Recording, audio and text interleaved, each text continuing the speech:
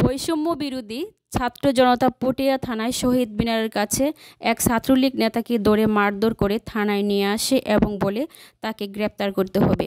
তখন পুলিশ বলেছে তার বিরুদ্ধে কোনো অভিযোগ নেই।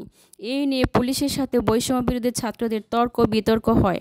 পুলিশ এই মব সৃষ্টিকারীদের লাঠিচার্জ করে সরিয়ে দেওয়ার চেষ্টা করে এবং আওয়ামী লীগ কর্মীকে হেফাজতে নিয়ে যায়।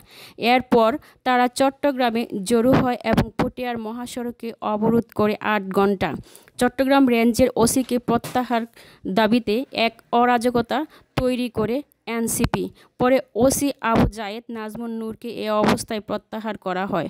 উপমহাপরিদর্শকের কার্যালয়ে বেলা ৩টা থেকে ৮টা পর্যন্ত অবরোধ করেন।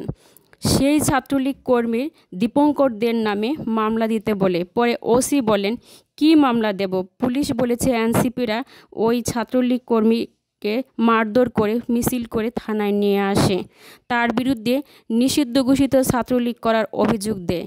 এক পর্যায়ে পরিস্থিতি উত্তপ্ত হলে আইনের মাধ্যমে পুলিশ ছাত্রদের বোঝাতে চেষ্টা করে, কিন্তু মবের দিকে তারা এগিয়ে যায়।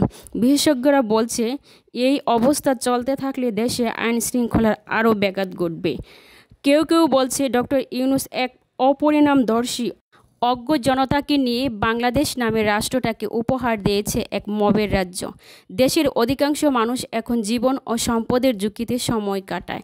তারা মনে করে কখন এই মব বাহিনী কার উপর ঝাঁপিয়ে পড়ে অথবা ভাড়ায় এই হিংস্র বাহিনী থাবা আক্রমণ হয়।